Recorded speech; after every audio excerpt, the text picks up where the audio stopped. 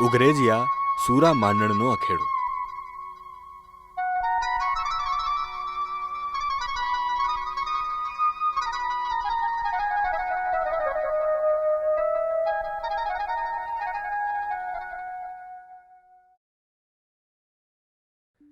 ઉગરેજ ગામના નામ ઉપરથી દેવી પૂજક સમાજમાં ઉગરેજિયા શાખ પડેલ છે.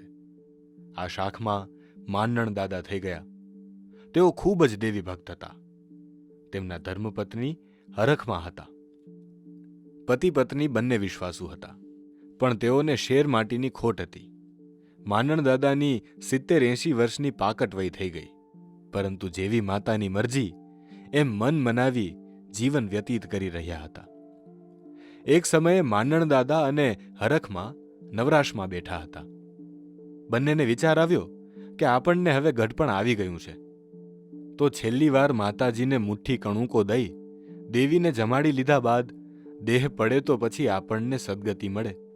આમ નક્કી કરી નાતીલાઓને ભેગા કરીને પોતાની દેવના નિવેદ કરવાની ભાવના બતાવી. નાતીલાઓ ખુશ થયા અને માતાજીની રજા લીધી. શુભ દિવસ અને સારું મુહૂર્ત જોઈને માંડણ દાદાએ માતાના નિવેદનો માંડવો નાખ્યો. ખૂબ જ આનંદ અને ઉલ્લાસ હતો.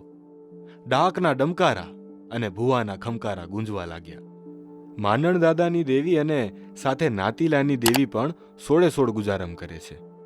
રંગે ચંગે માતાજી જમી ઉતર્યા છે અને હવે નાતીલાઓ પ્રસાદ લઈ રહ્યા છે.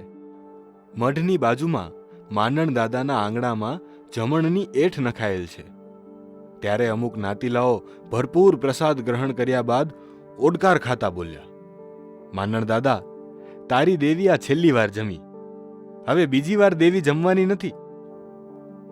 નાતીલાનો વેણ તીરની જેમ માંડણ દાદાના હૃદયમાં ભોકાયો. માંડણ દાદાને વાંજિયાપણાનો અહેસાસ થતા માંડણ દાદાને થયું, હે માળી, નાતીલાએ આ મેણું માર્યું કારણ કે મારે ત્યાં સંતાન નથી. મારા નબળની ઘાતો તો સાંભળી કે ન સાંભળી, પણ આ મેળાનો ટપોરો તો તે સાંભળ્યો કે નહીં? આમ જરા હૃદયપૂર્વક મનોમંથન કરે તેવામાં માંડણ દાદાના સફેદ વાળ ખડા થઈ ગયા અને દાદા માંડણને માતાજીનો અવતાર આવ્યો. 80 વર્ષના વૃદ્ધ જાણે ભરયુવાન બની ગયા હોય તેમ માંડણ દાદા ધૂણવા લાગ્યા.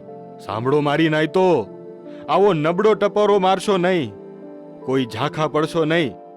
80 વર્ષે માંડણના ઘેર નામાધારી દીકરો દઉં તો એમ માનજો કે હું દેવી જમીને બોલી હતી, નહીતર મારું ખાધું અણખાધું માનજો. જ્યારે કંઈક સારું બનવાનું હોય ત્યારે આવા બનાવો બનતા હોય છે. માંડણ દાદાના કાંઠે માતાજીએ ફરીથી બોલ કાઢ્યો, આ રાયણનું સુકાયેલું ઠૂઠું છે, તેની માથે કોરું કપડું નાખો મારી નાતો, અને જો ઈ રાયણના સૂકા લાકડામાં 7 કોટા કાઢું તો માનજો કે હું માંડણની દેવી બેચરી બોલી હતી. આખી સભા સ્તબ્ધ બનીને એકતાર થઈ ગઈ. નાતીલાઓએ એક કોરું કપડું લઈને રાયણના સૂકા થડ પર નાખ્યું. દૈવી શક્તિને વાતું રાખવી હતી. ઢાંકેલ કપડું હટાવીને જોતા બધાના આશ્ચર્ય વચ્ચે સૂકા રાયણના ઠૂઠામાં માતાજીના પ્રતાપે 7 કોટા કાઢ્યા. આ પ્રગટ પરચો ભાડીને સર્વે આનંદમાં આવી ગયા અને માતા બહુચારાજીનો જય જયકાર થવા લાગ્યો. દાદા માંડણનો જય જયકાર થવા લાગ્યો. માતાજીના નિવેદ બાદ પૂરા દિવસે હરખમાએ દેવના દીધેલ દીકરાને જન્મ આપ્યો. વયોવૃદ્ધ દંપતી માંડણ દાદા અને હરખમાનો હરખ ક્યાંય માતો નથી. દીકરાનું નામ રાખવામાં આવ્યું સુરો.